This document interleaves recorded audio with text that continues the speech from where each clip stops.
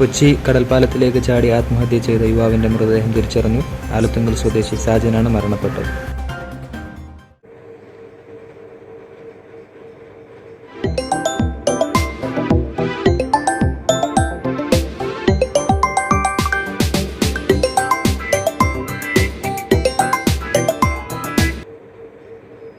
Hello.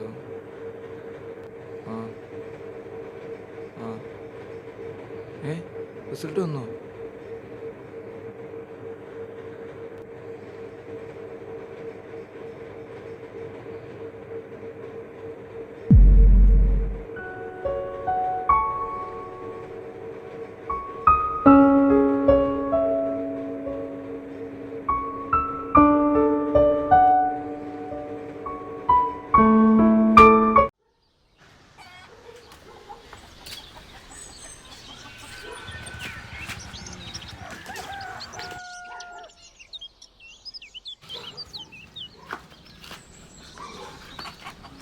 എങ്ങോട്ടാ? ക്ലബിലോട്ടോ. നീ ടേബിളിൽ കിടക്കുന്ന നോട്ടീസ് ഉണ്ടായിരുന്നു? ഇല്ല, കണ്ടില്ല. എങ്ങനെ കാണാനാ? ആ വന്ന് കിടക്കുന്ന 6-7 മാസമായി ലോൺ അടയ്ക്കാത്തതിന് ബാങ്കിൽ നിന്ന് വാണിംഗ് നോട്ടീസാ. അല്ലാതെ എൻ്റെ തേയ്മാനത്തിന് ചികിത്സിക്കാൻ ഞാൻ എടുത്ത ലോണല്ല. നിന്നെ പഠിപ്പിക്കാനാ. ലോണും നടന്നില്ല, നിന്റെ പഠിത്തവും നടന്നില്ല. ഈ കണ്ട ഇന്റർവ്യൂ ഒക്കെ എഴുതിയിട്ട് പരീക്ഷ എഴുതിയിട്ട് നിനക്ക് വല്ലതും കിട്ടിയോളാ? എന്തിന്? കൂടെ പഠിച്ചവന്മാരെല്ലാം ജോലി കയറി മാസം ശമ്പളം വാങ്ങുന്നു. എല്ലാം എൻ്റെ തെറ്റാ. ഒറ്റ മോനല്ലേ, ഒരു കുറവും വരുത്തേണ്ടതെന്ന് പറഞ്ഞു പറയുമ്പോ എല്ലാം വാങ്ങി തന്നതിൻ്റെ. 10-27 വയസ്സായില്ലേടാ. ഇന്നേ വരെ ഒരു 10 രൂപയെങ്കിലും നിന്നെ കൊണ്ട് ഉണ്ടാക്കാൻ പറ്റിയിട്ടുണ്ടോടാ? നിർത്തുതോന്ന്. കുറെ നേരമായി. ശ്രമിക്കാഞ്ഞിട്ടല്ലോ. എനിക്കറിയില്ല ഞാൻ മാത്രം എന്താ ഇങ്ങനെ.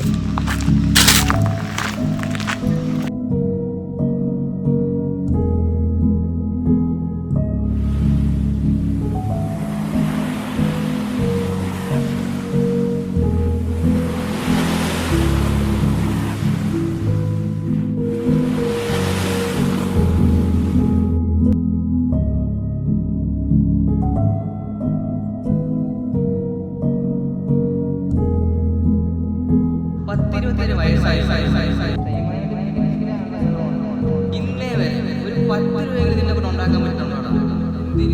കൂടെ പഠിച്ചവന്മാരെല്ലാം ജോലി കയറി മാസം ശമ്പളം വാങ്ങുന്നു. 10-27 വയസ്സായി. ഇന്നേ വരെ ഒരു 10 രൂപയെങ്കിലും നിന്നെ കൊണ്ട് ഉണ്ടാക്കാൻ പറ്റുന്നുണ്ടോടാ?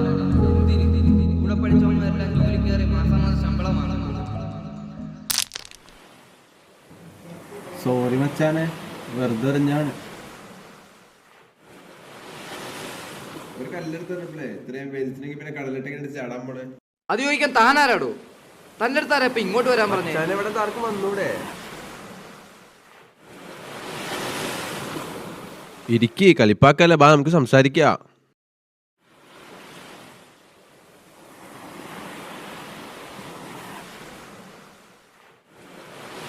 എന്താ പേര്?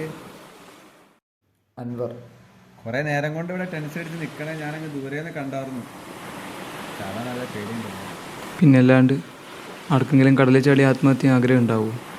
ജീവിതത്തിലെല്ലാം നഷ്ടപ്പെടും തോന്നുമ്പോഴല്ലേ ഇങ്ങനെയൊക്കെ ചെയ്യുന്നത്. എന്താ പ്രശ്നം? ഓരോരോ സ്വപ്നങ്ങളുണ്ട് അവരുടെ മക്കളെയൊക്കെ വീട്ടുകാർ വളർത്തുന്നു. പക്ഷെ നമുക്ക് അവരുടെ സ്വപ്നങ്ങളോടൊന്നും വളരാൻ പറ്റണമെന്നില്ല. എൻ്റെ ജീവിതത്തിൽ ഇത് തന്നെയാണ് അവസ്ഥ. ഒറ്റ മോനെ കുറവുകളൊന്നുമില്ല പഠിപ്പിക്കാൻ വേണ്ടിയിട്ട് സ്വന്തം വീട് വരെ പണയം വെച്ചത് എൻ്റെ വീട്ടുകാർ. ജീവിതത്തിൽ ഒന്ന് രക്ഷപ്പെടാൻ വേണ്ടിയിട്ട് എത്ര ഇൻ്റർവ്യൂകൾ എക്സാമുകൾ അറ്റൻഡ് ചെയ്യുന്നറിയും.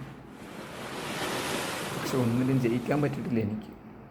കൂടെ പഠിച്ചോമാരും നടന്നോമാരൊക്കെ വലിയ നിലകളിലെത്തി. ഒന്നിനും കൊള്ളാത്ത ഞാനൊക്കെ ഈ ഭൂമിയിൽ ജീവിച്ചിരിക്കണമെന്നെങ്കിലും. തനിക്കൊക്കെ എങ്ങനെ തോന്നടോ ഒരാളുടെ വിഷമം കേട്ടിട്ട് ഇങ്ങനെ ചിരിക്കാൻ? പിന്നല്ലാണ്ട് ഈ ഒടയത്തമ്പരാൻ നമ്മളൊക്കെ പഠിച്ച് ഈ ഭൂമിയിലിട്ട് ഇട്ടണേ ഇതൊക്കെ കഷ്ടപ്പാട് കാര്യങ്ങളൊക്കെ ഫേസ് ചെയ്യാൻ വേണ്ടിയാണ്. അങ്ങനെയൊക്കെ ചെയ്യുമ്പോഴാണ് നമ്മുടെ ലൈഫിൽ കുറേ കാര്യങ്ങൾ ചെയ്യാൻ പറ്റുള്ളൂ. മച്ചാനീ നേരിട്ടൊക്കെ ഞാൻ എൻ്റെ അഭിപ്രായത്തിൽ നേരിട്ടേക്കും. അതൊന്നും പറഞ്ഞാൽ എനിക്കറിയില്ല. നല്ല തിരയുള്ള സമയത്ത് കടല കണ്ടിട്ടുണ്ടോ? അത് കരയിലുള്ള ഒന്നിനെ നോക്കി മുഴുവൻ എടുത്തുകൊണ്ട്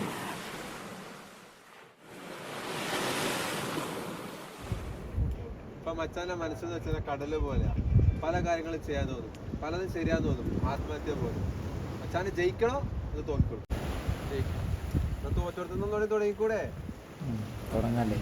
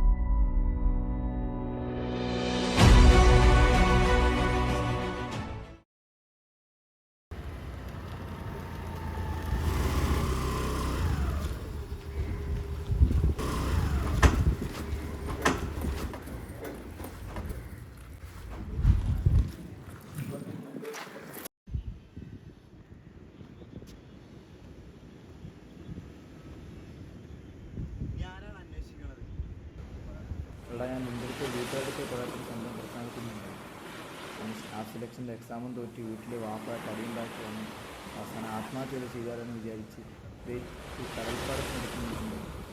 ഏതോ ഒരു പുള്ളിക്കാരെന്ന് രക്ഷിച്ചടാ. നിനക്ക് ഭ്രാന്താടാ. എവിടുന്ന് വന്ന ഒരാൾ എന്നെ രക്ഷിച്ചതോ? എൻ്റെ പുണ്യടാ, സത്യടാ. എന്നാ അയാളെ പേര് പറ. എടാ, ഞാൻ അതിൻ്റെ ഇടയ്ക്ക് അയാളെ പേരൊന്നും ചോദിച്ചില്ല. പക്ഷേ ഞാളെന്നെ എന്തോ മച്ചാനെ വിളിച്ചു. ഒന്ന് പോന്നേ, എന്റെ മച്ചാനോ ആത്മഹത്യ.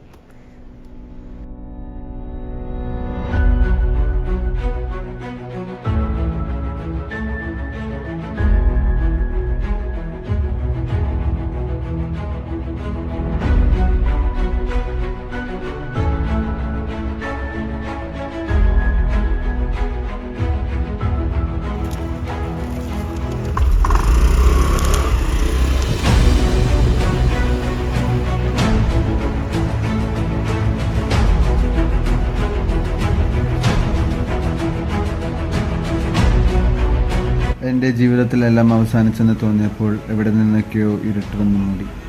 എന്നെ മുഴുവനായി മൂടി ആ ഇരുട്ടിൽ നിന്ന് ഉണർത്താനോ എനിക്ക് ഉണരാനോ സാധിച്ചില്ല.